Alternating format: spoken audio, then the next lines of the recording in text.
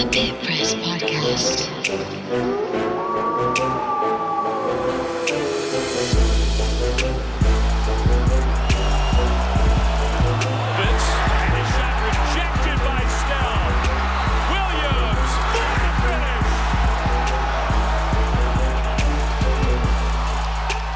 Triple, yes indeed.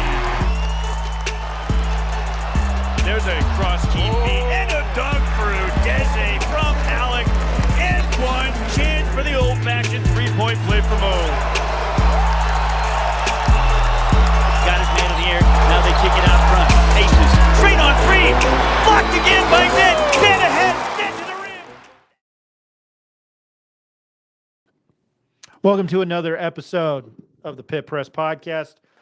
I am your wonderful host there, Ed. I'll say that again. Knocking out 2 episodes in one day. We are definitely now like full swing in basketball. I don't care if it's exhibition or whatnot for every team. It's here. I can't wait for the full slate of college basketball on the following Monday. Probably won't get much work done, but anyway, I'm always joined by my co-host in this endeavor. His name is, I messed that up, Lobo fan since 1970 and the voice of the Western New Mexico Mustangs, Mr. Ed Nunez. Ed, how are you? Doing great, Ryan. Looking forward to another great guest. As always, our next guest is from Espanola, New Mexico. He graduated from Capitol High in 2005. He won a state basketball tournament was a state champion in 2004. He played at Northeastern Junior College in Colorado. He was 64-6 in 2 years. I don't care what level you're at. Holy moly. Took 7th in the national tourney that year. He played at FIU. And for those of you that don't know, Florida International.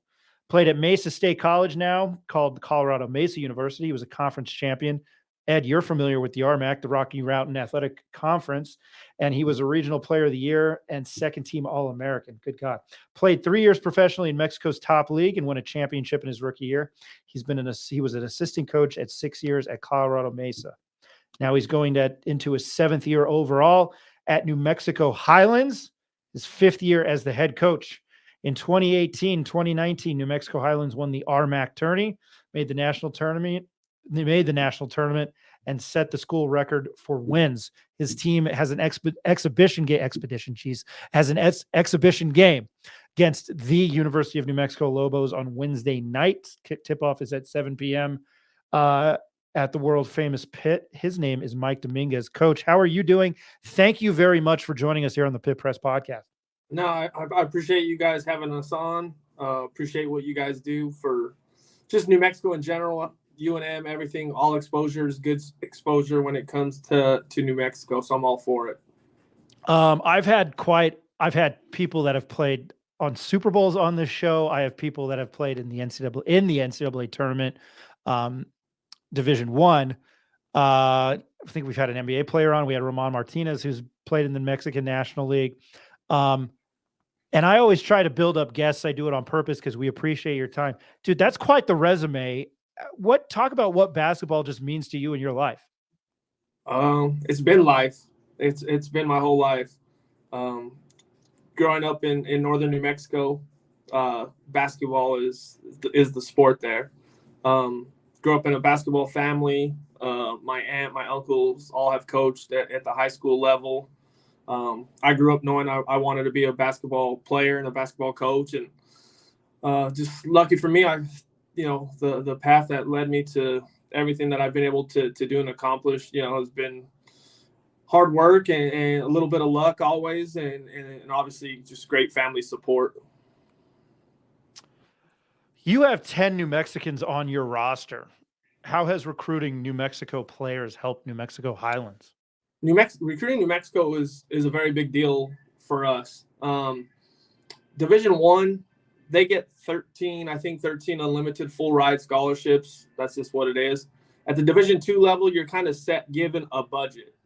And within that budget, you got, not everybody's a full ride kid. Some kids are walk-ons. Some kids are a couple $1,000s. Some are $5,000, $10,000, full ride, $20,000, whatever. So may the case be. And for us, because of the lottery. I think it's called the Opportunity Fund now, or Opportunity Scholarship, I think is what they named it. But I've always known it as just the New Mexico Lottery, where if they're a high school graduate from New Mexico and they attend a public university in New Mexico, they get tuition and fees paid for by the state. So from a recruiting standpoint, that's big for us, because if we're able to get the top players in New Mexico kind of at a discount per se, because the state's going to pay for their tuition and fees, we're able to just kind of save money and go get, the transfers and the junior college players or Division I guys that are bouncing back that more often than not are full ride kids. So it's just a way for us to expand our budget. And I'm biased. I like recruiting New Mexico kids because I was a New Mexico kid. I feel like we don't always get the fair shake, when you're playing and you're good, but you're from New Mexico or whatever it might be. So I like recruiting New Mexico kids for that reason. And we've tried to take ownership in recruiting the best New Mexico kids we can outside of the no-brainer Division I guys, which we'll have a couple of those every year. But for the most part, New Mexico is a Division II junior college state. And, our goal is to recruit the best New Mexico guys. And I think we've done that. Last year we signed Jaquan Hill, who's the Gatorade Player of the Year from Volcano Vista. So I think we've done it the right way. Coach, I'm entering my fourth year. This is my fourth year as the voice of the Western New Mexico Mustangs. It would have been 5 except for COVID. Now, I'm aware of the Lone Star Conference. Lone Star Conference, you and I have talked about it. People don't know about Division II basketball, and they kind of dismiss it because It's not the Mountain West, right? It's not the Aggies. Now, RMAC, I was just I'm one of those. I'm guilty. Yeah. I'm one of those. Yeah. I was just talking to Coach Centini today. Now, we were talking a little. Coach Centini and I go way back, man. Just to have a lot of battles on the court. I love Mark's a good guy. And he was my high school coach. Yes, that, right? Yes. We got more for that later. But talk about the challenges of playing in the RMAC. People don't know, Coach. Now you do. Talk about the challenges that you have playing in the RMAC. Yeah, no, it's a good level, and that's that's kind of everybody's thought process. Not everybody just thinks, oh, Division II is this and that. And for the Mountain West, you guys, there's 2 players in our league that just went to Mountain West schools, and if I had to bet, are going to be one of the better players in the league. Joel Scott, who was the Division II Player of the Year at Black Hill State, a Final Four team. He's at Colorado State. I bet he's going to be a really good player for them. And another one is a kid from Fort Lewis, Cole Cott, who's at University of Wyoming. I think he was the 2nd or 3rd leading scorer in the country at 26. Really good player. I think I heard in his first scrimmage, I think he had 34 points, put up like 16 threes. Going to be one of their better players.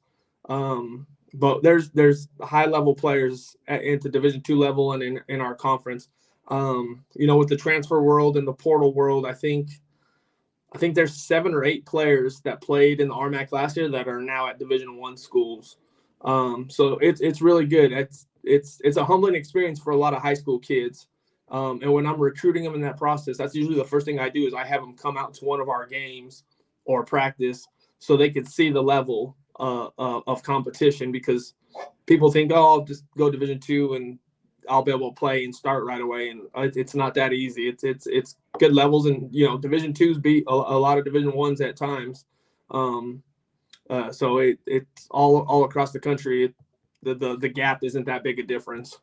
It's much better than people think. I can speak to that. Like I said, Lone Star Conference is no joke. A lot of those Texas teams, man, they're very, very good. Coach, we mentioned this. Lisa Villarreal, the Volcano Vista girls head coach, 5 state titles, one of the best coaches, regardless of men and women that there is. I have a lot of respect for Coach Villarreal. What kind of influence has she had on your coaching career? Well, she makes me the 2nd best coach in my family, so that's the first thing. With 5 state championships, she was in the state championship the last 3 years in a row, I think. No, she's been great. And it started when I was younger. When she was working her, through the ranks of being a junior high coach and a JV coach, and then I was a little kid traveling with her as much as I could, going to practices with her. So the player I became and the coach I became has a lot to just me being able to tag along with her as a young kid And obviously watching her now and coach, I get more nervous for their state championship games than I do for some of my games, just because I want her to win so bad all the time. She's got a big influence on me. There's no doubt about it.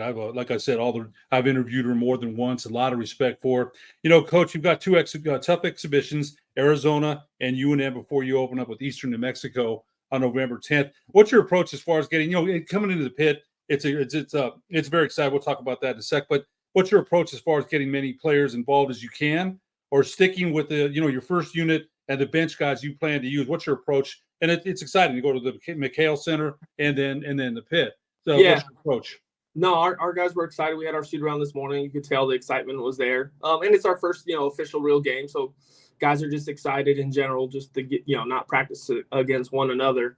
But our approach is like any. We're going to go in there and compete to the best of our ability and execute the game plan that we've put together for our guys. From a coaching standpoint, I'm going to try to stick to like a normal rotation. And play our, top 9-8 guys, depending on foul trouble or not. But I'm treating it as a real game.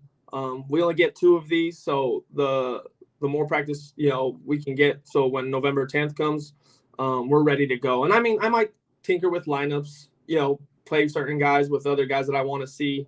But we're going in there to try to compete and play to the best of our ability. 2 things. Yeah, I have a good friend of mine and his wife, my friend Damon Lucero. His wife was a head coach at Volcano Vista women's soccer. She started the program from ground up. She doesn't coach anymore. So I think she retired after. She's like, I once stayed, I'm retired. I wanted again. She's like, I'm done. So she did that fairly young. And then when it was Greg Brown and then Lisa, your aunt won again, I had them on, and yeah, they were both a pleasure to talk to. I'm a Pius guy, so Greg Brown, I think, is an Academy guy, so whatever. Yeah. Not that matters in my late 30s. I bring this up because it's been kind of big news yesterday. Division II Pace, which I don't know where that is. I'm going to take beat a gander. St. John's. Just beat St. John's. When you hear things like that, do you use that with your players? That's quite a feat. I know it was, I think it was, what was it? I don't know if it was open to the public. I would imagine if it was an exhibition, it was. Yeah. But when you see that, do you kind of like, scratch your chin and go, we can do that? Yeah. I mean, you always have to have that mindset. You never go into a game, expecting or thinking you're going to lose. Right. So yeah, it's something we talk about. We've talked about it in years past. As a player, when I transferred down to Colorado Mesa my senior year, we beat Southern Utah in an exhibition that year. So it happens all the time. So it's something we definitely talk about. But more than anything, I just want our guys to execute and compete. I don't care what the score is. All the pressure's on them at the end of the day. We're playing Arizona, who I think they're ranked 12th preseason in the country. Obviously UNM is picked top 3 in the Mountain West and receiving votes. So the pressure's on those teams. They should beat us. I'm just wanting us to go out there and compete and get better and for both teams to stay healthy and get ready for the regular season. You had multiple offers to play in college. Why did you choose to go the junior college route? And what would your advice be to high school kids looking for similar opportunities? Yeah. In junior college, out of high school, I didn't have a lot of opportunities. I was a skinny 6'3", 155-pound kid. At the time, I was thinking like, dang, why is nobody recruiting me? And now that I'm a coach, I'm like, okay, I could see why nobody really was recruiting you quite like you thought you are. But for me, what I tell our guys and what I tell guys when I recruit guys from all levels, whether they're, high school kids, junior college kids, Division I transfers, the biggest thing I tell guys is go where you can be you and where you're going to enjoy it and be able to play you the way you've been playing your whole life. I think too many guys want to go to the highest level possible, no matter if they're going to play or not play. And then that's why the way transfers are, and now that they opened it up that anybody can transfer. But even before that rule, a lot of kids would transfer when they were struggling with playing time. And it's because they chose usually a level too high above from them. So what I tell guys I recruit is just go where you're wanted and go where you can be you. It's like you play for 12, your high school life a certain way, and then the ultimate goal is to get to college and play college basketball. You get to a college basketball, and then all of a sudden you can't be who you kind of were, and that's where I think problems arise. So I tell every kid we recruit, go where you're wanted and not where you're just tolerated or another guy on the roster. And if you do that, whether it's at New Mexico Highlands or somewhere else, you're going to have success. But anytime you feel like it's not the right fit, usually means it's not the right fit, and that's why the transfer epidemic is what it is. Coach, you mentioned some of your New Mexico players. Yourself, you were part of the state championship team at Capital. You played in the pit. Some of your New Mexico players did play in the pit, but those that didn't, I remember, your assistant coach Ernie Padilla and I were north-south teammates, man, in 1980 when they still got 10 to 12,000 for that game. So I still remember going down that ramp. I don't think you ever forget it. It's a moment that New Mexico players never forget. Yeah. So how excited are your kids, New Mexico, even some of your non-New Mexico kids, yeah, but New Mexico kids in general, how excited are, they haven't played in the pit. How excited are they going to be to play in the pit on Wednesday night? Yeah, New Mexico guys. I mean, the pit is a special place. You grow up, especially if you're playing basketball at a high level, and that's where you want to be at. In the high school state tournament. So for our guys, it's going to be a special thing. We have a lot of Albuquerque kids, and just like we all did, I was the same way. We all want to play for the Lobos, but when obviously not everybody can play for the Lobos. So when you get the opportunity to finally play against them and play in the pit, you want to play well and put on a good show. And I think that's what our guys will do, and they'll enjoy it and have a good time. Yeah, it's going to be that's an experience, Coach, that you never forget, man. You're right. Yeah. You never forget that one. Jaquan Hill played there and won a championship, and Jaquan comes from his sister, Titi Hill. Heck, we used to say that Titi Hill probably kicks his butt around the floor. That girl's strong, man. She really is one of the best players in high school basketball. Girls side, no question. Coach, you were there at the UNM exhibition last week. What's your initial impression about the Lobos? They're going to be a good team. Hopefully House doesn't. Hopefully House is still resting and he's going to wait for the season opener is what I'm hoping for. But no, they're a good team. They're with Mashburn and House. Obviously their young guys are going to be a big topic of discussion, especially early on, because I think they're going to count on Dent and to make another leap. The Washington kid looks like he's going to get a lot of minutes. Toppin looked really good against Pueblo. And then just getting the other guys acclimated, their four-man, the transfer from Dayton, the kid, obviously Nally, who just arrived last week, getting him acclimated. So, no, they're going to be a good team. I hope they should be in the mix to win a Mountain West championship and get to the NCAA tournament. And, I'm still a Lobo fan at heart and root for them, obviously, when we're not playing them. But I'm a fan just like everybody else. I watch as many games as I can of them and hope that they do well. But they're going to have a good team. It's exciting. New Mexico should be excited. They should come out and support them. High expectations. Coach Patino said he felt now, and Ryan's going to laugh because he doesn't know the history of this. I don't think. He said it was the best recruiting class, one of the best New Mexico's ever had. Bob King brought in Harge and Daniels. Norm brought in some guys. Steve Alford brought in Kendall. You can go back and Kendall Dave Williams. Bliss. Right. So we're hoping, right? We're all Lobos here. The other second part of that is there's a lot of noise around the transfer portal and NIL in college basketball, which has changed everything. In your opinion, how does that impact D2 compared to D1? I've seen it at Western. The impact. Go ahead. I mean, it's going to impact a lot. Just how I talked about our other guys that in our league that left to Colorado State, Wyoming, some other ones left to other schools in Texas. I don't know for sure, obviously, but I'm if I had to guess, NIL stuff got involved and were able to offer them packages that just Division IIs for the most part can't do. So from that aspect, it's good for the player, it's good for them. Not necessarily good for Division II programs, but it's the world we live in, and you got to figure it out, and that's what we're all trying to do. And the good thing for us is we're always going to take transfers. So with there being so many, there's always a lot for us to go around and find. Do you know that? Yeah, I saw Western do that. Coach Bunker is new over there, Yeah. and he's flipped that whole new roster.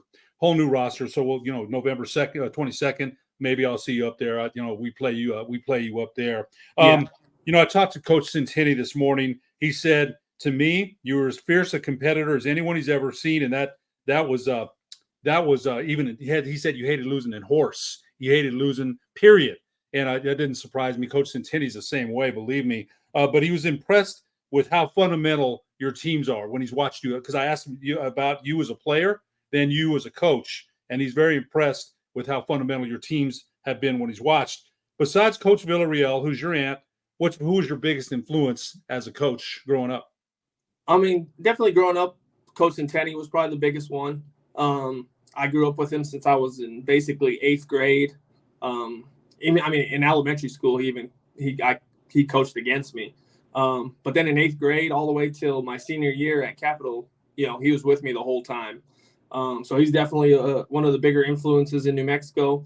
And then obviously outside, I got to get coached by a lot of different coaches, and from junior college to when I was at FIU to at Colorado Mesa to even my time at the pro level in Mexico. And I think I kind of grabbed different things from everybody, and it's kind of made me into the coach I am. And then at the same time, you gotta do what's in you. And what for coach to say, about us being fundamental and Sam, that's who I was as a player. I wasn't flashy. I wasn't the most athletic. I wasn't the strongest, the quickest, the tallest. But I think the thing that I try to do better than anybody else was have the highest basketball IQ. And for me, I was always the best shooter, and that's kind of what I hung my hat on, and I was able to make a career out of it. I wanted to say real quick too that he was very complimentary of our co-host Eric Moulton. Very complimentary about what a solid point guard Eric was. Hit threes when he said Yes. this. Hit big threes when you needed it. Made free throws. And I asked him because Mark was a heck of a point guard. Very good. And he said that Eric was Eric. We called Eric the X Factor when we were in high school. That's what Coach Centini called him. Yeah, A baseline defender, hit free throws, got the ball to the right guys, and would always. He said this today: hit a big three every game that you need. Yeah, he did. He was the big X Factor. He was a role player. The best thing about Eric is he knew who he was, and that goes for every player in America. If you are who you are and you excel in that. I tell our guys all the time, everybody has a box and your skill set is in that box. If you stay within that skill set and play inside your box, you're going to have success. And then eventually over time, your box is going to grow and grow and grow, and you'll be able to do more things. Kids get in trouble, especially at a young age, AAU tournaments, high school tournaments, where they're trying to impress other coaches, is they play outside their box and they do stuff that they've never done in their life, and they're trying to do it for the first time, and in turn end up looking bad and making themselves look worse. So I tell that guy to our guys all the time: self-awareness of who you are as a player is going to make you successful, and then eventually you'll get better as time goes on. But that's one of the biggest things we preach to our guys is to play within your box. Ryan, can I ask Coach Dominguez one more question? The floor is yours. Coach, we talk about Northern New Mexico basketball, the pride and the passion, right? Espanola, Escalante, Mora, Pewaukee. It's a large swath. Yeah. Capital. I've been up there to call games. They had me call Espanola and Santa Fe one time back in the day when they wanted neutral refs. Yeah. When they talk about Northern New Mexico basketball, Manuel Romero was coaching at Mora when I was officiating the state tournament, and I still remember the stomping of the boot, right? The stomp. It's a very passionate place. They love their basketball. Coach Adrian Ortega was telling me when West, Las Vegas, and Robertson played, there'd be fights in the stands. Yeah, that's crazy. Talk a little bit about Northern New Mexico passion and pride in their hoops, man. Talk a little bit about that. Yeah, no, it's everything. I mean, I'll use myself as the example.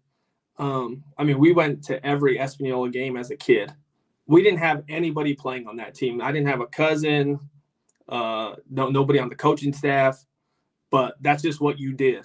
I didn't know any better. I don't know if other families did other things, But when the Sun Devils were playing, we were going to go watch.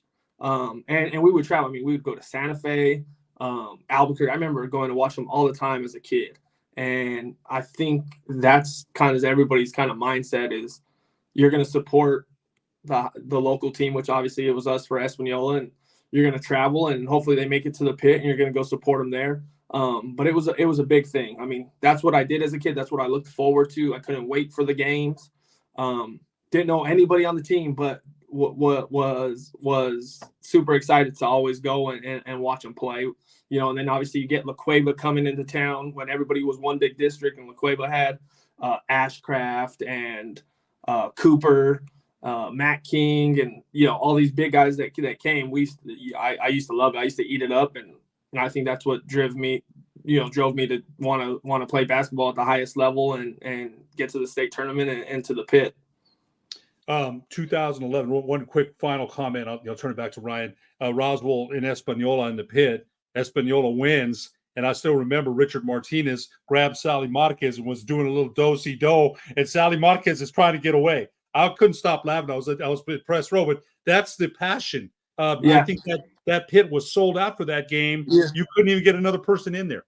No, it was crazy. I was lucky. I was coaching at Colorado Mesa at the time and was able to come back and watch the state tournament. And I remember watching that game, and it was a sold out crowd. And you know, NMA loves when Espanola is good and in it, because you know their crowds are going to be crazy and they're going to sell out the pit. Is it one of those things where I'm oblivious to this when it comes to certain high school athletics in the state? But is it one of those things where you say like, oh, hey, college football is good because Miami's good? Is New Mexico high school basketball better when Espanola is good? Oh yeah, from a ticket standpoint, I would think so, because if they're in the state tournament and they're going to have a chance to win it all, they're going to put them at the night game Thursday, Friday, Saturday, and it's going to be sold out. I promise you. I know you've got to get going, and I don't know when we're recording this if it doesn't really matter with the time change, because I didn't do my due diligence here. I'm a terrible journalist. I didn't realize you guys were at U of A tonight. Yeah, but. Is this very good for your team with this game tonight? And they're 12th in the country. And then you turn around and you get a pretty darn good UNM team. You kind of hit on it at the beginning, but are you going to, within a 48-hour period, are you going to learn maybe how quickly get a good gauge on your team and maybe how tough they are with two quality opponents like this? Yeah, no, it's going to be a good thing. You know, is it tough? Yeah, no doubt. Is it ideal? No. I would like these games to be more spread out, of course. But it's going to be good for our guys at the end of the day, and it's going to prepare us for when regular season starts, and that's all that matters. Whether, you know, if I were to get lucky and somehow upset one of these teams, my record is still 0-0. Nothing changes. Nothing matters. So for us, this is all just to prepare us for November 10th in our regular season. And in our conference, you know, we play on Fridays and Saturdays, so we play back-to-back nights. So this 48-hour window outside of the travel is nothing that we're not going to see later on down the road. So it's good for us. And it's not like you went to Rhode Island. At least you're in Tucson, Arizona. That's not terrible. Yeah, it's nice. It's about 80 degrees here.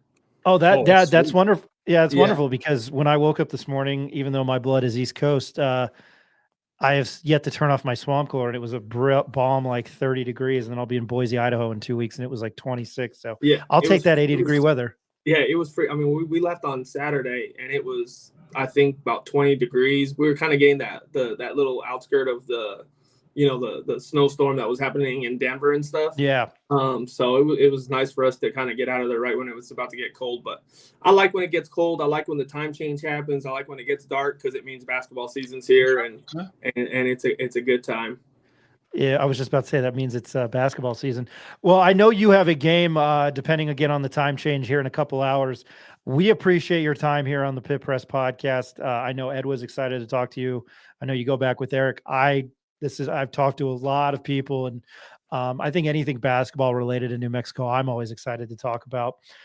He is the head coach of the New Mexico men's Highlands, New Mexico Highlands men's basketball team. I'm sorry. I'm so used to typing UNM basketball. It's all good.